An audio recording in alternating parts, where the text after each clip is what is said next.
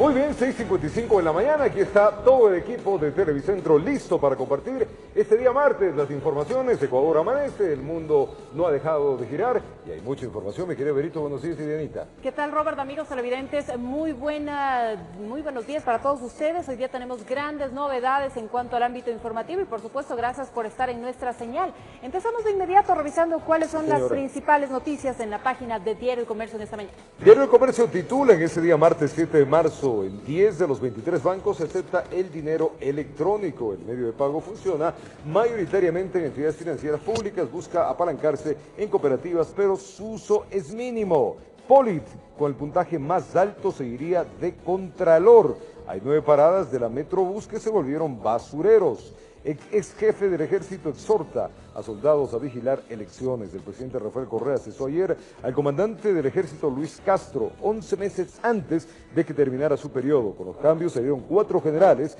En la tarde Castro habló en las afueras de la Escuela Militar Roy Alfaro y cuestionó a Ricardo Patiño por adelantar resultados del 19 de febrero. Pidió a los soldados dar seguridad al proceso electoral en la segunda vuelta y que se respete la voluntad del pueblo. Racionamiento en 3 cantones en Esmeraldas. 100.000 habitantes de atención Esmeraldas, Río Verde y Atacame reciben agua en tanqueros desde hace 10 días. Organizaciones alistan planes de control político. En opinión, pese al desmontaje parcial, quedan pendientes 2.236 sobretasas arancelarias hasta el mes de junio. Donald Trump excluye a Irak del veto migratorio y 12 futbolistas se lesionaron en solo 3 meses de competición en el Campeonato Nacional de Fútbol. Estos son los principales titulares en la página inicial del Diario El Comercio. En deportes, 12 futbolistas se han lesionado en solo 3 meses. Ruptura de tendones y meniscos son frecuentes desde el inicio del campeonato. Es el titular más importante que tiene Diario El Comercio en su página de deportes. 6:57, Sofía Vintimilla está en la avenida Gran Colombia. Este es el reporte del tráfico. Mi querida Sofi, buenos días. Ya te veo en pantalla. La ciudad de Quito, para información, en la parte sur está en 7 grados centígrados, 8 en el norte de la ciudad y algo más, 10 grados en los valles de Los Chillos y Tumbaco. Así que, mi querida, buenos días. Cuéntenos cómo están las cosas. Roberto, amigos, un gran día para todos. Sí, Quito está mayormente nublado, hay un frío intenso, tome las debidas precauciones. Como yo les había manifestado aquí sobre la avenida Gran Colombia y la intersección con la Miguel Espinosa, comienza el desvío vehicular que es desde ayer a las 10 de la noche por la construcción de la estación del metro de la estación La Alameda. Como ustedes pueden ver, ya han iniciado los trabajos. Por momentos en esta vía hay una gran carga vehicular. Sin embargo, cabe señalar que en sectores como La Tola, además de atrás de la maternidad y también la Facultad de Medicina de la Universidad Central, hay una gran carga vehicular, así que tomen las debidas precauciones.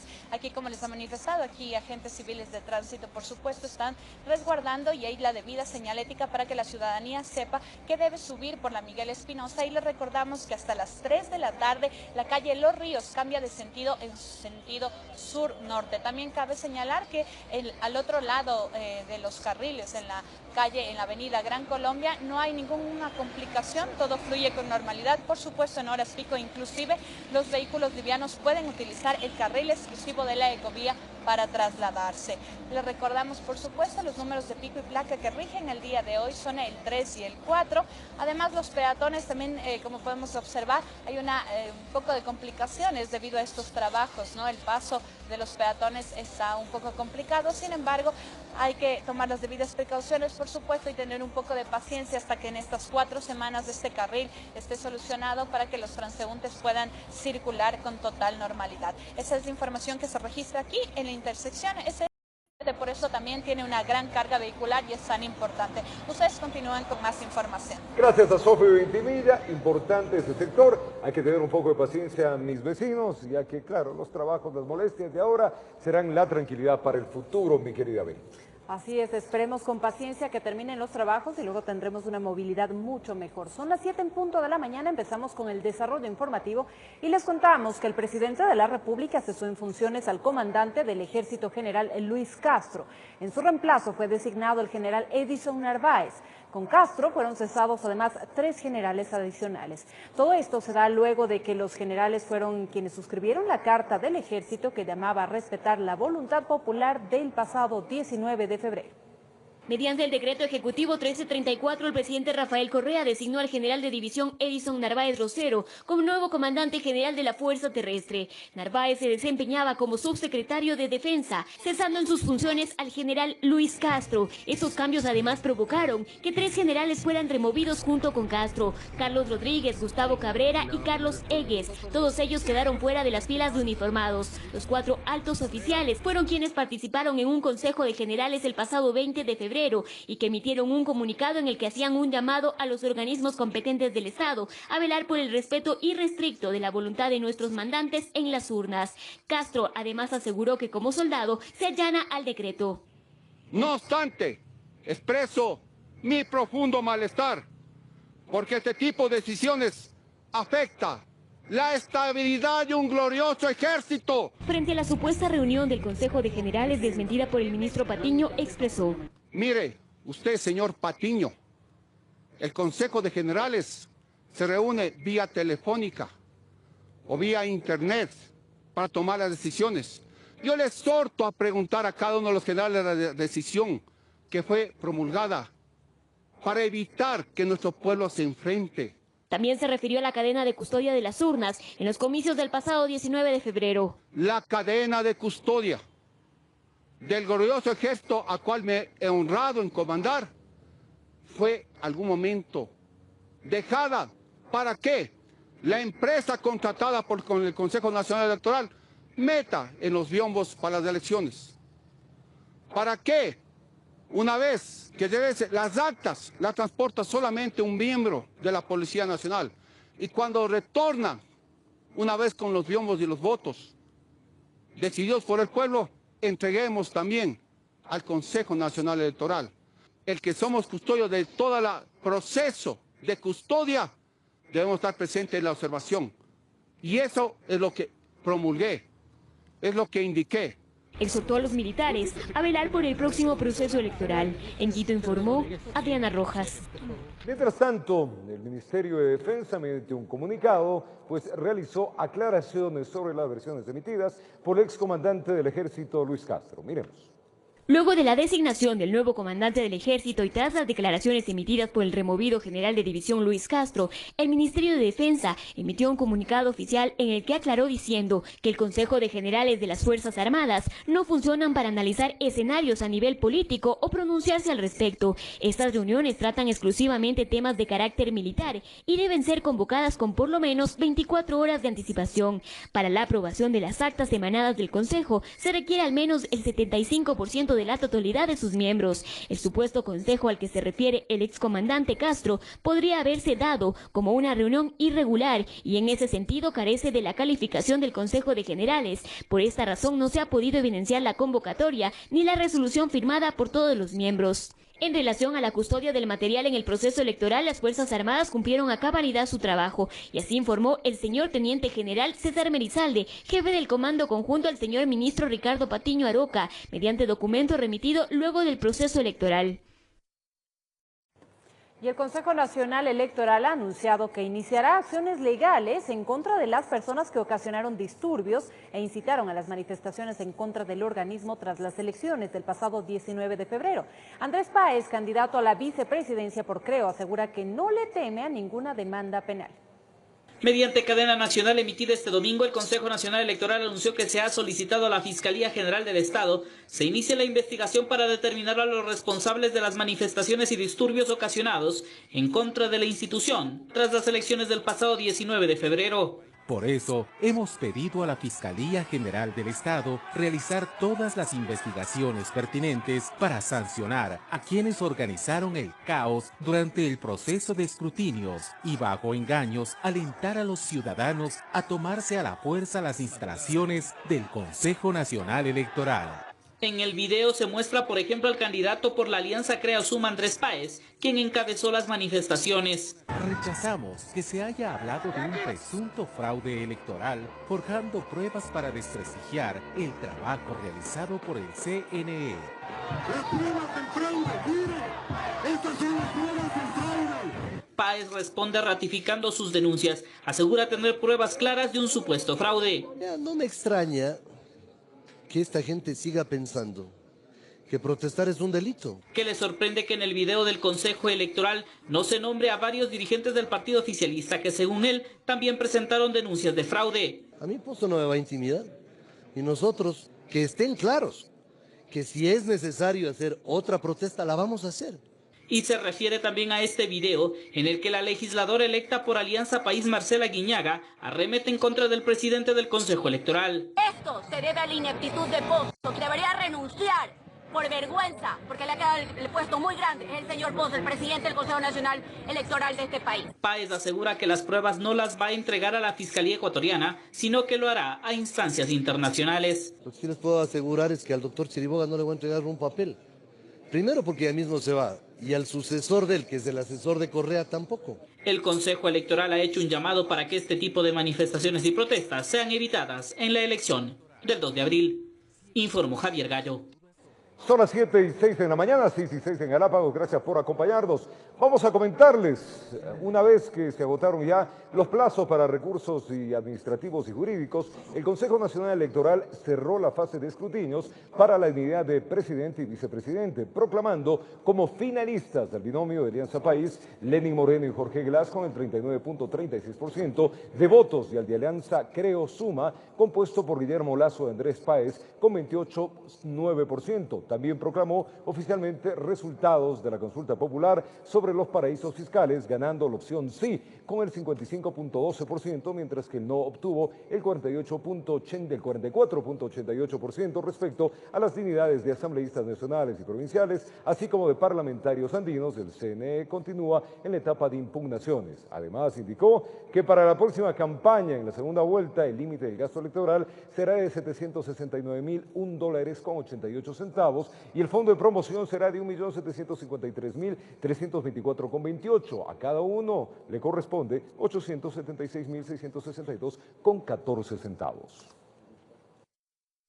Son las 7 de la mañana con 7 minutos y les contamos que el candidato presidencial Guillermo Lasso abre la posibilidad de llamar a una asamblea constituyente si de llegar a ser presidente de la República la asamblea bloquea las reformas que buscaría emprender. Este lunes el candidato se reunió con los asambleístas electos para delinear la estrategia de campaña para segunda vuelta. Guillermo Lasso llegó hasta un hotel capitalino cerca de las 11 de la mañana. Aquí mantendría la primera reunión con los 34 legisladores de la Alianza Creo Suma, elegidos el pasado 19 de febrero. El objetivo, delinear las estrategias de campaña para segunda vuelta. El mensaje de unidad, el mensaje de apertura, porque hoy no está en juego la elección de Lasso o la elección de Creo o de la Alianza Creo Suma. Hoy está en juego la democracia y la libertad. Lasso ratifica que las puertas de la Alianza Creo Suma están abiertas para seguir recibiendo propuestas de otras organizaciones políticas y sociales, y esto se replicará en todas las ciudades del país. No nos consideramos dueños de la verdad.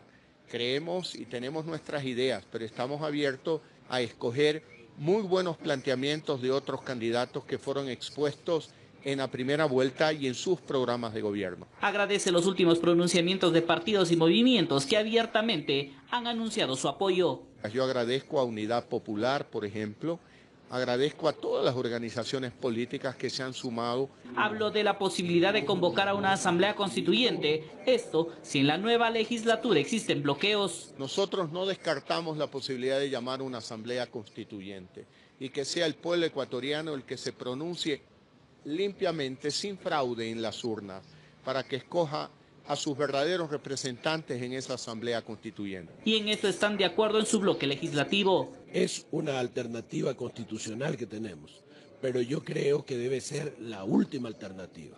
No nos cabe duda que un nuevo gobierno abierto al diálogo y a los acuerdos va a poder influenciar o influir en cómo actúan los distintos bloques en la Asamblea. Así que por eso la prioridad ahora es ganar las elecciones. En la cita participaron también delegados provinciales de la Alianza. Se busca impulsar mayores acuerdos en territorio. Guillermo Lasso anuncia que la próxima semana presentará al país una agenda incluyente. Informó Javier Gallo. Varias actividades cumplen los presidenciables a pocos días de que se inicie oficialmente la campaña electoral para esta segunda vuelta. Lenín Moreno, en una entrevista, dijo estar dispuesto a dialogar con sectores opositores. Fue en una entrevista radial desde la central de campaña de Alianza País, ubicada en el norte de Quito, en donde el candidato presidencial Lenín Moreno afirmó estar dispuesto a dialogar con todos los sectores políticos opositores. En la asamblea, a pesar de tener una mayoría absoluta, voy a conversar con los otros bloques políticos, por cierto que sí. Por cierto que sí, siempre es importante conversar con las minorías, siempre es importante acoger los buenos criterios que se puede obtener de ellas. Moreno es partidario de una campaña limpia, sin ofensas de lado y lado. Yo no voy a contestar las agresiones, no voy a contestar los epítetos con los cuales permanentemente me califica el candidato contendor. Sin descartar reformas a la ley de comunicación, propuesta que no solo ha salido de este sector. Eso de electoralmente ofrecer, eliminar, botar al tacho de basura una ley, creo que no es la alternativa, y se ha trabajado mucho. Pero sí, tienen razón, existen instancias que hay que revisarlas, existen ciertas particularidades de la ley. Es decir, podría haber reformas. Pero claro que sí, no se olvide que es una obra humana, y toda obra humana es perfectible. Informó Héctor Romero. Y el líder del movimiento Centro Democrático, Jimmy Jairala, anunció su respaldo al candidato presidencial Lenín Moreno en la segunda vuelta electoral. No obstante, Jairala aclaró que esto no significa acercamiento alguno con Alianza País. A pocos días para el inicio de la campaña por la segunda vuelta, el líder del Centro Democrático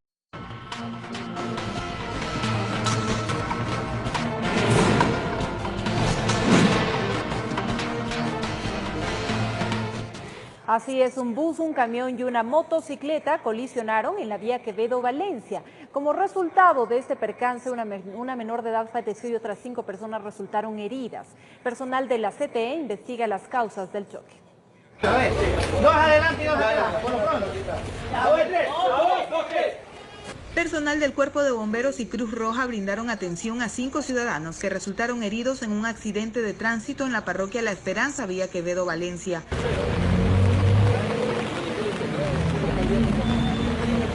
Los vehículos involucrados fueron el micro 20 de la cooperativa Timoteo Quevedo, un camión con cajón de madera y, según los testigos, una moto, pero esta no se encontraba en el sitio cuando el personal de auxilio llegó. No, en la moto solamente una niña salió por debajo de la llanta del colectivo y parece que las 2 personas más salieron heridas nomás. Según un reporte del ECU 911 que coordinó la atención entre los organismos de respuesta, de este accidente hubo una víctima mortal, una niña de 5 años que fue trasladada al hospital de Quevedo, pero ya sin vida. Ella viajaba en la moto junto a su madre, quien también resultó herida, y el conductor del liviano vehículo que desapareció. Para mí parece que fue el camión pequeño que tuvo mala... Se abrió un poco, sí, nomás la maniobra, se abrió un poquito por acá y lo cogió el colectivo. La CTE investiga cómo se produjo el percance entre los automotores. El cajón de madera del camión tuvo graves daños tras el choque con el bus. Se desconoce el paradero de los 3 conductores de los vehículos involucrados. Desde la provincia de Los Ríos, informó Odette Camacho.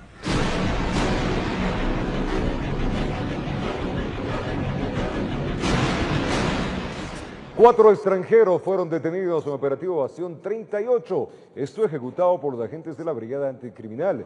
Según la policía, actuaban bajo la modalidad de escaperos. Operaban especialmente en los centros comerciales. Fingían estar de compras e ingresaban a los locales donde había afluencia de clientes. En el interior perfilaban a las víctimas y aprovechaban el menor descuido para apoderarse de las bolsas, carteras y maletas de las personas.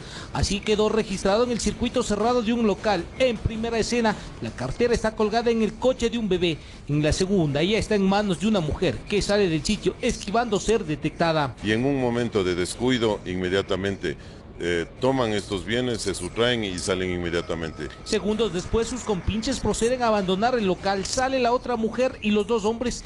Todos aparecen caminando por el corredor. Al parecer tienen coordinados los movimientos y el sitio donde encontrarse para ver lo que consiguieron. Según los seguimientos, perfilaban a las personas que normalmente guardaban en las maletas objetos como billeteras, celulares y otros artículos de valor. Escapan del lugar donde cometieron el delito e inmediatamente cometido el hecho. Los supuestos escaperos rondaban los diferentes centros comerciales de la capital. En esta ocasión los agentes de la CIPROVAC le siguieron desde que ingresaron a uno de ellos en el norte de Quito, pero como no había mucho movimiento, se trasladaron hasta el sur de la ciudad, donde perpetraron el supuesto robo. Cuando abandonaban las instalaciones, fueron sorprendidos por policías de la BAJ. El apoyo de las víctimas permitieron la judicialización, en este caso, de 4 ciudadanos de nacionalidad extranjera. Los 4 colombianos, 2 hombres de igual número de mujeres, en ocasiones aparentemente también le metían la mano a los artículos de los locales, es decir, solo necesitaban que haya un buen número de clientes para ellos actuar. Despistaban sus movimientos, actuando en pareja como novios, esposos, incluso amigos, interesados en adquirir productos. Utilizando destornilladores, rompían de la prenda el dispositivo chip de seguridad, por ende podían pasar los filtros de seguridad fácilmente. En ese año la CIPROVAC ha desarticulado 3 bandas integradas por extranjeros que operaban bajo esta modalidad. En Quito informó Iván Casamen. Mientras tanto, en el sur de la capital, agentes de la DINASET capturaron a un presunto homicida. La riña donde un hombre perdió la vida se registró en el sector de la 24 de mayo, en el centro de Quito. Por razones que aún se investigan, 2 sujetos se enfrentaron en plena calle en el sector de la 24 de mayo.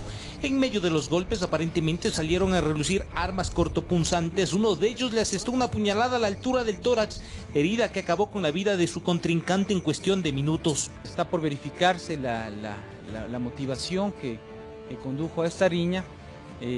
Sabemos que producto de lo cual el presunto sospechoso salió con una herida cortante en una de sus extremidades. El supuesto homicida salió del lugar y se dirigió hasta el sur de Quito. En el sector de la Magdalena alquiló una habitación en una hostal donde presuntamente intentaba borrar las huellas de sangre y curar sus heridas. El señor llegó aquí como a las 3:30 de la tarde y dijo que él había mordido un perro en la mano y nosotros le dimos la habitación y nada más. Pero cuando descansaba le cayeron agentes de la policía. Según el jefe de la unidad de muertes violentas de la DINASET zona número 9, mayor Francisco Hernández, encontraron algunos indicios de su aparente responsabilidad en el crimen. En el cual se levantaron indicios asociativos a la muerte que nosotros estamos investigando. El hombre fue sorprendido en la planta alta de la hostal. 5 horas de trabajo ininterrumpido permitieron a los agentes de la DINASET dar con su ubicación. La riña fue grabada por las cámaras del ECU 911. Las imágenes fueron claves para las investigaciones, en las cuales se puede determinar tomas importantes que nos permiten a nosotros cotejar y comparar la vestimenta con la que se produjo la aprehensión del sujeto sospechoso. Cuando los policías rodearon las inmediaciones del inmueble, el supuesto homicida estaba en compañía de una mujer. El administrador de la hostal dejó en claro que solo alquiló la habitación porque el hombre llegó como cualquier cliente. Vino a hospedarse, alquiló su habitación y normal. Nosotros lo atendimos normal, como a todo cliente, sin saber nada. Del sur al norte, en el sector de Calderón, otro presunto homicida también fue capturado. Sería el responsable de la muerte de un hombre de 30 años de edad, quien presentaba una herida cortopunzante en la región pectoral. De igual manera, todo sucedió en medio de una riña. En Quito informó Iván Casamen. Durante un patrullaje de rutina de la Policía Nacional en el sector del Recreo, los uniformados detuvieron a 2 jóvenes en cuya posesión encontraron sustancias sujetas a control y fiscalización, las mismas que trataban de ocultar en un empaque Tetra Pak de una bebida energizante. Aparentemente, las sustancias estaban destinadas a la venta. Miremos. Celular, dinero en efectivo, balanza, bolsas para empaquetar y aproximadamente 70 gramos de lo que sería marihuana fueron decomisados durante un trabajo de la Policía Nacional en el sector del Recreo al sur de la capital. Al encontrarnos patrullando con mi compañero por la parte posterior del centro comercial El Recreo, nos percatamos de 2 ciudadanos que se encontraban en una actitud inusual, por la cual nos acercamos a realizar un registro y a pedir lo que son sus documentos de identidad para verificar si tienen algún tipo de novedad. Al momento de realizarles el registro personal, pudimos encontrar en sus pertenencias una maleta que en el interior se encontraban con una cantidad de una sustancia verdosa.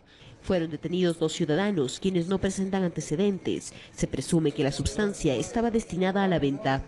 Se presume que es eso, ya que tienen en su poder una pesa, una más o menos cantidad y unas fundas de Ziploc. Por eso se presume eso. De nada le sirvió tratar de ocultarla en el interior de un recipiente de una bebida energética. Tienen un camuflaje de un frasco de una bebida, pero asimismo, como se les hizo el respectivo registro, se pudo encontrar en los envases el alcaloide. Los detenidos y las evidencias fueron trasladados ante las autoridades respectivas para tomar el procedimiento. En este momento se está trasladando a la unidad de flagrancia los sujetos, igualmente las sustancias, para igualmente su catálogo, la catalogación de la sustancia, igualmente el pesaje. Este tipo de acciones se trabaja también con la comunidad. La comunidad es muy importante para la labor de la policía. Hemos tenido muchas reuniones con los dirigentes barriales y con la comunidad en general del sector de Magdalena, que nos ha ayudado a poder identificar muchos de los puntos donde están estos sujetos comercializando estas sustancias. En Quito informó Andrea Valareso.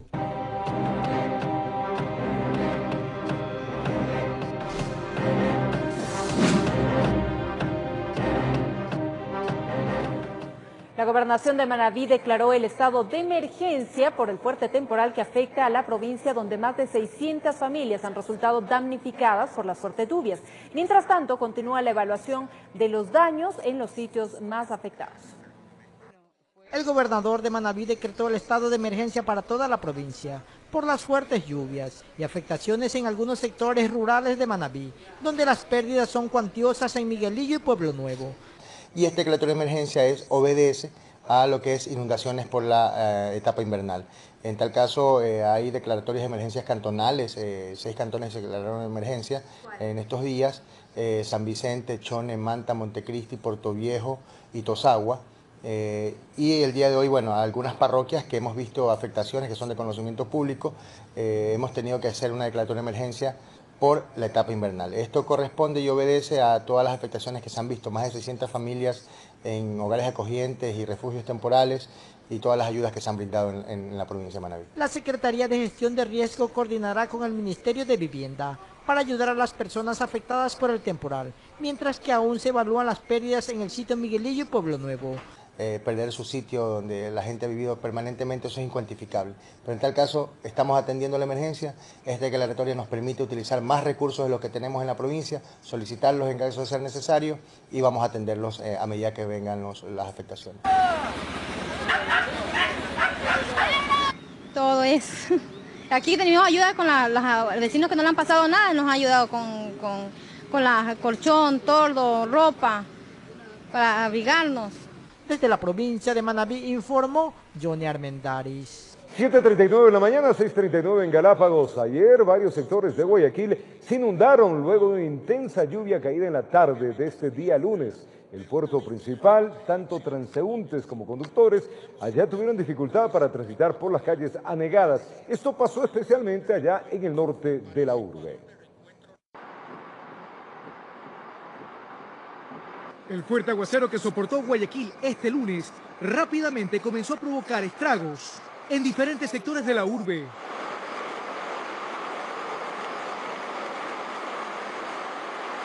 En la entrada a la Flor de Bastión, las calles literalmente se convirtieron en ríos que en pocos minutos ocasionaron desperfectos a vehículos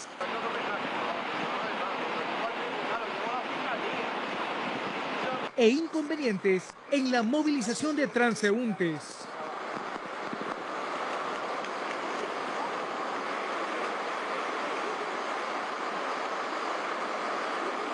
Pese a ello, la consigna de cada uno era la de avanzar hacia sus destinos, casi sin medir riesgos ni prever los trancones en el tránsito vehicular.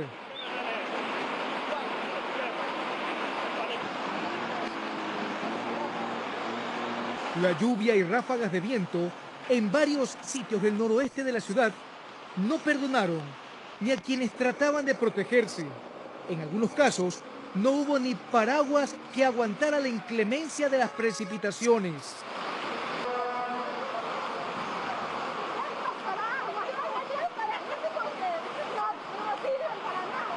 Sobre la vía perimetral parecía posarse un manto blanco que frustró también, por un momento, a quienes conducían hacia sus hogares a causa de la amenazante fuerza del temporal.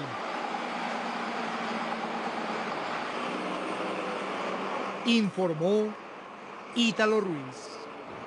Son las 7 de la mañana con 41 minutos y ahora vamos a cambiar de tema para contarles que el sistema de dinero electrónico cumplió 2 años de vigencia en el país. El medio de pago funciona en entidades financieras mayoritariamente públicas y también busca apalancarse en cooperativas, pero su uso todavía es mínimo. Para explicarnos sobre este tema nos acompaña el día de hoy César Augusto Sosa, macroeditor de diario El Comercio. César Augusto, ¿cómo estás? Muy buenos días. Coméntanos cuál es el balance del uso del dinero virtual en estos 2 años de vigencia. Buenos días. Bueno, se puede decir que tiene buenos resultados en el papel, pero pocos resultados en la práctica. Según las autoridades, 10 bancos en el país ofrecen, 10 de los 23 bancos que operan en el país ofrecen el servicio de dinero electrónico, además de 135 cooperativas y 893 cajeros automáticos. Eso suena bastante bien en cifras, pero sin embargo, a través de estas entidades financieras y estos dispositivos electrónicos, prácticamente se realizan muy pocas transacciones con dinero electrónico.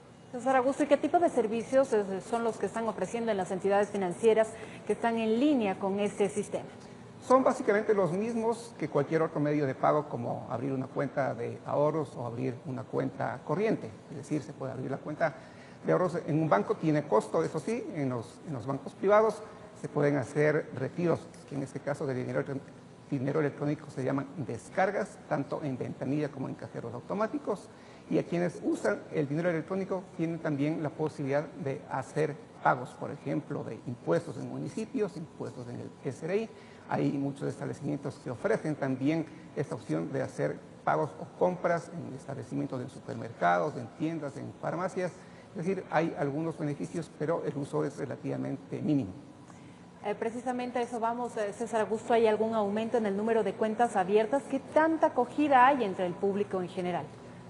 A abril del 2015 se registraban alrededor de 56,000 cuentas en dinero electrónico. Al cierre del año pasado eran ya 280,000, que es un número bastante interesante en comparación con lo que existía el año pasado o a inicios del año pasado.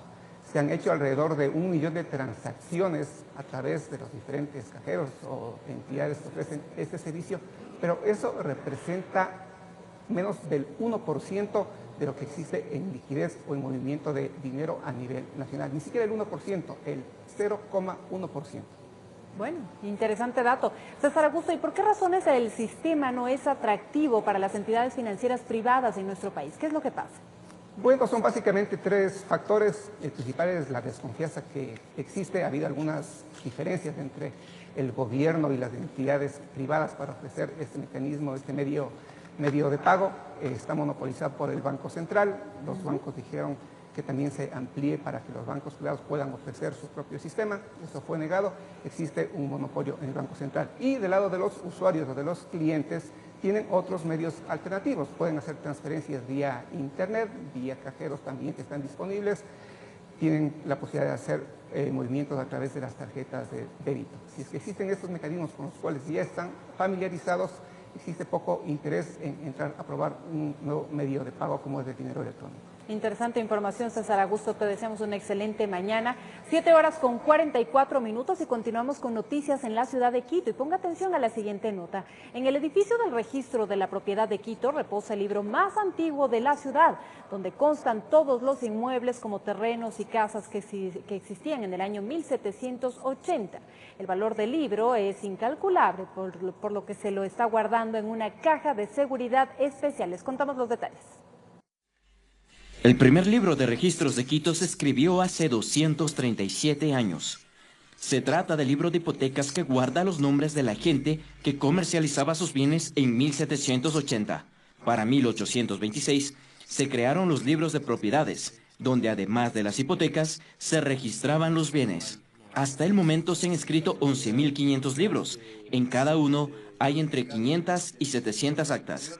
Allí constan todos los inmuebles como terrenos y casas que hay en Quito. A esa ciudad donde las familias hacían convenios y entregaban un bien, a cambio de tener acceso a una vertiente de agua, donde se registraban los diezmos, las donaciones, las acequias y hasta los hijos reconocidos. El libro tiene un valor incalculable para la ciudad. Dada la antigüedad de estos libros y la forma de custodia que se tuvo en su momento, se empezaron a generar ácaros de ciertos gérmenes en el mismo que deben ser tratados, ¿no? Y que el registro va a empezar un proceso de mantenimiento para ello. Sin embargo, no se puede manipular directamente porque puede generar ciertas alergias a la persona que los toca, ¿no? Incluso también es necesario manejarlo desde una cierta distancia para evitar que agentes puedan salir del mismo libro. Con un reporte de Belín Jacome informó Víctor Muñoz. En su segmento del Comercio Investiga les contamos que en el país funcionan 13 centros de reproducción asistida donde las mujeres de hasta 35 años que desean postergar la maternidad, ya sea por razones de salud o índole social, tienen la opción de congelar o vitrificar sus óvulos. Veamos un informe periodístico al respecto. Pese a que no hay cifras oficiales, en Ecuador cada vez son más las mujeres que optan por congelar sus óvulos con el objetivo de postergar su maternidad. Aunque la técnica comenzó a utilizarse en las mujeres con cáncer que podían ver disminuida su fertilidad por los tratamientos de quimioterapia o radioterapia, ahora el perfil de quienes se someten a ella ha cambiado. Las mujeres que recurren al método señalan que lo hacen porque no tienen la pareja ideal para ser madres o porque prefieren progresar en el trabajo antes de hacer un paro en su vida profesional para tener hijos.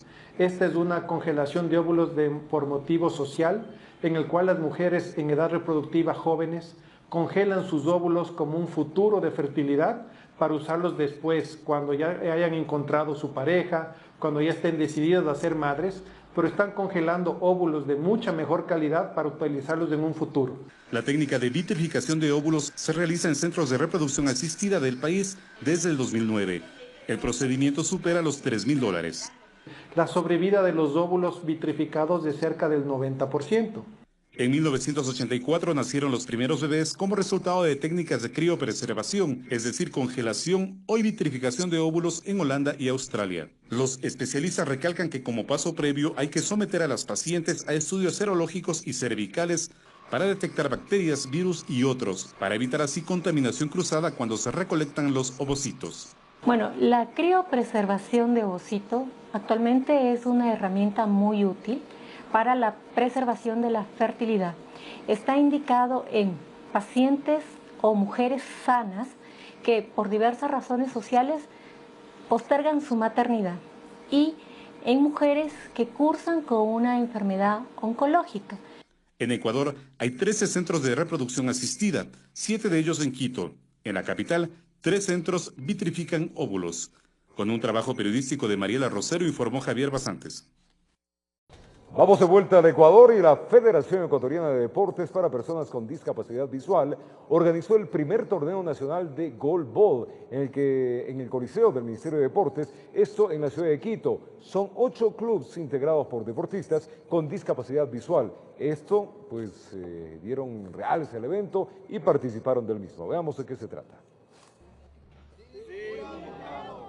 Con ese juramento, 8 equipos paralímpicos de diferentes provincias del país, integrados por deportistas con discapacidad visual, participaron del primer torneo nacional de goalball organizado por la Federación Ecuatoriana de Deportes para Personas con Discapacidad Visual, FEDEDIT. Ahora en este torneo se han inscrito 8 equipos de 4 provincias, digamos, en Pichincha, Guayas, Santo Domingo de los Áchilas y Manabí. Esta vez he inscrito a 5 por cada delegación. Estamos hablando de 40 deportistas promedio. Este torneo busca la integración de los deportistas con discapacidad visual, confraternizar y consolidar los vínculos de amistad entre los deportistas asistentes, además que servirá de preparación para el equipo juvenil de goalball que participará en los Juegos Panamericanos. Que representará a Ecuador en los Juegos Panamericanos Juveniles en Sao Paulo, Brasil, del 15 al 21 de marzo, y estamos gustosos de que ellos sigan preparándose con miras al evento internacional. El goalball es un deporte practicado específicamente por personas no videntes que consta de 2 equipos, cada uno con 3 jugadores. Es en una cancha de 9 por 18 en un coliseo, son 3 contra 3, los 3 tapan y los 3 lanzan la bola. Es un deporte en equipo, es por el piso, una bola rodada, que una bola que pesa más o menos 1 kilo y tiene sonido. De esta manera, los jugadores no videntes demostraron a todos los presentes sus destrezas y habilidades dominando el balón. Además del golbol, la FEDEDIV impulsa actividades y campeonatos en atletismo, ciclismo, fútbol, sala y natación. Informó Patricia Aldaz. 7:56 minutos en la mañana y es momento de revisar nuestra página web con las principales noticias. 9 paradas quedaron contempladas en el diseño del corredor central norte de Quito. Están destruidas por el abandono. Los andenes fueron construidos en el 2006 y no pudieron ser utilizados. Se tenía previsto que las infraestructuras sean usadas por los moradores de Carcelén. En noticias de actualidad, de las 1.250 unidades que conforman el sistema de bicicleta pública, solo 847 bicis, entre convencionales y eléctricas, se encuentran en condiciones operativas, según la Secretaría de Movilidad del municipio de Quito. Las faltantes son sometidas a mantenimiento o ya cumplieron con su vida útil. Y ahora nos vamos hasta nuestro municipio de Construir, porque cambiar la válvula del tanque de gas es una tarea cotidiana, sencilla, pero que se debe hacer de forma segura. En nuestro municipio de Construir, aprenda cómo hacerlo paso a paso. Si quiere conocer esta y otras noticias, ingresamos en www.elcomercio.com y así nos mantendremos actualizados durante esta jornada de martes. Nosotros continuamos con más información. No se despeguen de Televicentro. Gracias, Anita Belén. Ahora es momento de hacer una pausa comercial, amigos televidentes, pero regresamos en un minuto. Al retornar, muchísima atención, información importante de la comunidad. Así es, los moradores del barrio Venceremos solicitan el adoquinamiento de 2 calles del sector. También el robo de una parte de las rejillas de drenaje, esto en el sector de Chillogallo, en la calle Carlos Freire, tiene realmente a muy mal andar a nuestros vecinos. Estaremos pues dando algunas soluciones y exponiendo los casos. También estaremos en vivo con nuestros vecinos y la problemática de la comunidad. En el primer noticiero. Tiempo de pausa, ya venimos.